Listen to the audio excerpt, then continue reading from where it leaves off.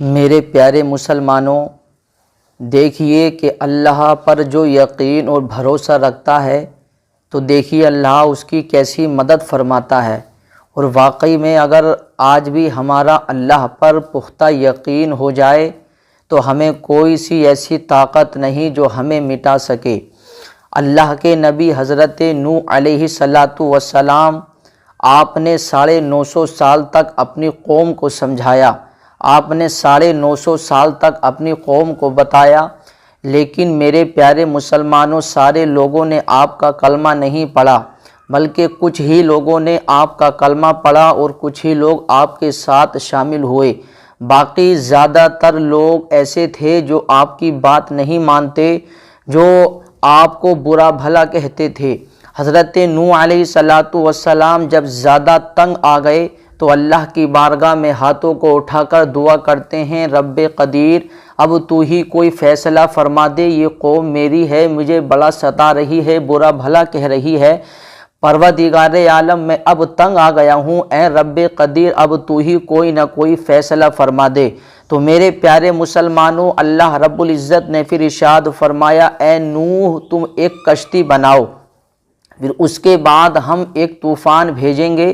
پھر جو تمہارے ماننے والے ہیں، جو تمہارا کلمہ پڑھ کر کے اہل ایمان ہو گئے ہیں، وہی لوگ بچ پائیں گے، یعنی وہی لوگ اس کشتی میں سوار ہوں گے، صرف وہی لوگ بچیں گے۔ باقی ایک ایسا طوفان آئے گا کہ اس طوفان میں سارے لوگ ڈوب کر کے مر جائیں گے، سارے لوگ غرق ہو جائیں گے۔ حضرت نوح علیہ السلام نے کشتی بنانے کا ارادہ کیا تو اللہ کی بارگاہ میں عرض کرتے ہیں، رب قدیر کشتی کیسے بنائی جائے، کیونکہ اس سے پہلے ابھی تک کشتی بنی نہیں۔ تو اللہ نے ارشاد فرمایا کہ آپ پہلے درخت لگائیے۔ آپ نے درخت لگائے، ایک درخت ہے جس کا نام ساگوان کہا جاتا ہے کہ اس کی لکڑی بہت مضبوط ہوتی ہے، آپ نے اسی نام کے درخت کو لگایا تو میرے پیارے مسلمانوں وہ 100 سال میں جا کر کے درخت مکمل ہوئے۔ پھر 100 سال کے بعد جا کر کے جب مکمل ہو گئے تو ان کو کاٹا گیا، کاٹنے کے بعد ان کے تختے بنائے گئے، پھر آپ نے کشتی بنانی شروع کر دی۔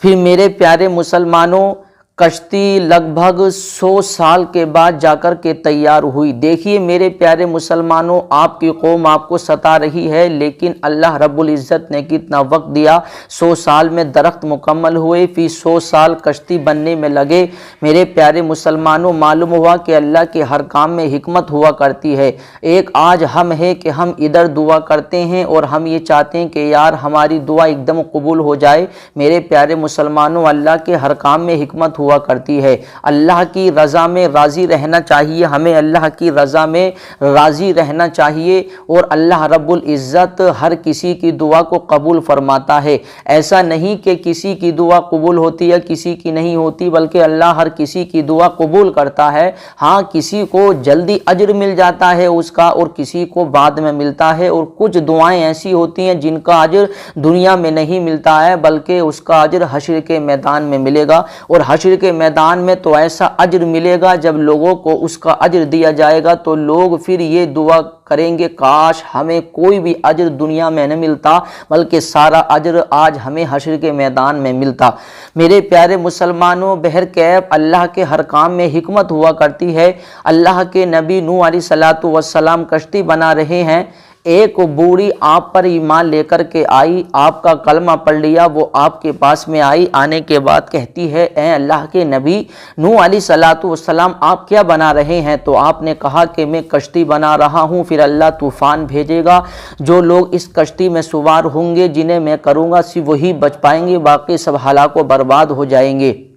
تو بوڑھی کہتی ہے، اے اللہ کے نبی مجھے بھی اس کشتی میں سوار کرنا۔ تو اللہ کے نبی نوح علیہ السلام کہتے ہیں، ٹھیک ہے تمہیں اس کشتی میں سوار کر لیا جائے گا، تم اپنے گھر پہ آرام سے چلی جاؤ۔ میرے پیارے مسلمانوں وہ چلی گئی، اب وہ وقت آ گیا، کشتی بن کر کے تیار ہو گئی، طوفان بھی آ گیا۔ اللہ کے نبی نوح علیہ السلام ایسے مصروف ہو گئے کہ آپ نے سارے اپنے ماننے والوں کو اس میں بٹھایا، آپ نے ایک ایک پرندے کے جوڑے کو بھی لیا، جانور جانور کے جوڑے کو بھی لیا، آپ کو جو چیزیں لینے تھیں آپ نے وہ ساری چیزیں لی۔ لینے کے بعد میرے پیارے مسلمانوں آپ ایسے مصروف ہوئے کہ آپ اس بوڑھی کو لینا بھول گئے میرے پیارے مسلمانوں۔ لیکن اللہ کی شان و قدرت دیکھیے گا آپ کہ اللہ رب العزت کی شان و قدرت کتنی پیاری ہوا کرتی ہے، آپ اس بوڑھی کو لینا بھول گئے۔ اب میرے پیارے مسلمانوں طوفان آ گیا، طوفان آ کر کے چلا گیا، جو کشتی میں سوار تھے صرف وہی بچے، باقی سب ہلاک و برباد ہو گئے۔ پھر بعد میں آپ کو خیال آیا حضرت نوح کو، یار اس بوڑھی کو لینا تو ہم بھول گئے کیونکہ وہ ہماری ماننے والی، اس نے ہمارا کلمہ پڑھ لیا۔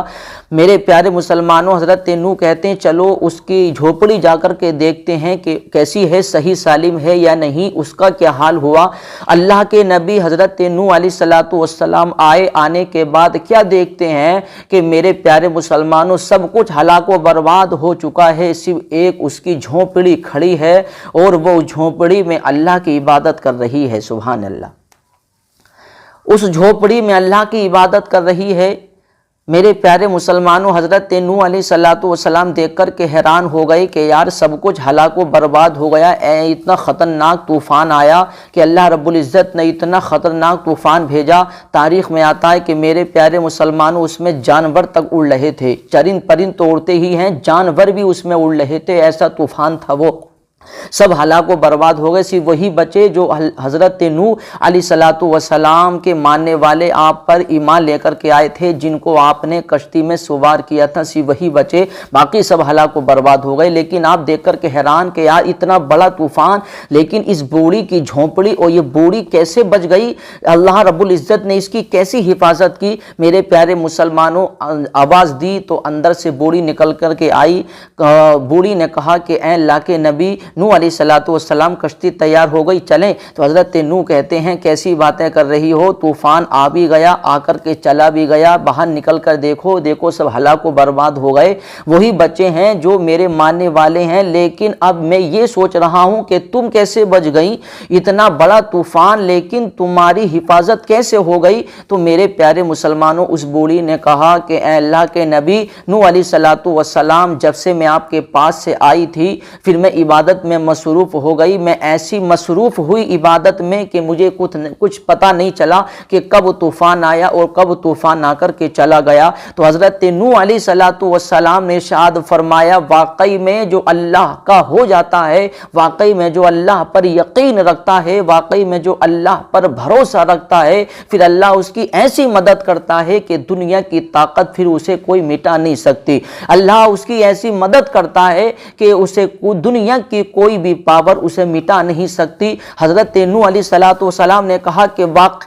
واقعی میں جو اللہ والے ہو جاتے ہیں، جو اللہ پہ بھروسہ رکھنے والے ہو جاتے ہیں، پھر اللہ ان کی ایسے ہی مدد فرماتا ہے۔ میرے پیارے مسلمانوں دیکھا کہ سب کچھ ہلاک و برباد ہو گیا، لیکن اللہ نے اس کی ایسی حفاظت کری کہ میرے پیارے مسلمانوں اس کی جھونپڑی بھی سلامت رہی اور بوڑھی بھی سلامت رہی۔ معلوم ہوا کہ فانوس بن کے جس کی حفاظت خدا کرے وہ شمع کیا بجھے جسے روشن خدا کرے۔ تو میرے پیارے مسلمانوں معلوم ہوا کہ جو اللہ کا ہو جاتا ہے، جو اللہ پر یقین رکھتا ہے، پھر دنیا کی کوئی بھی طاقت اسے مٹا نہیں سکتی۔ اس لیے آج بھی ہم اللہ پر یقین رکھیں، اللہ والے ہو جائیں، اللہ پر بھروسہ کرنے والے ہو جائیں تو دنیا کی کوئی سی ایسی طاقت نہیں پھر ہمیں مٹا سکے۔ واقعی میں اگر اب اللہ پر ہم نے یقین بھروسہ کر لیا تو اللہ ہماری بھی ایسی حفاظت کرے گا کہ فانوس بن کے جس کی حفاظت خدا کرے وہ شمع کیا بجھے جسے روشن خدا کرے۔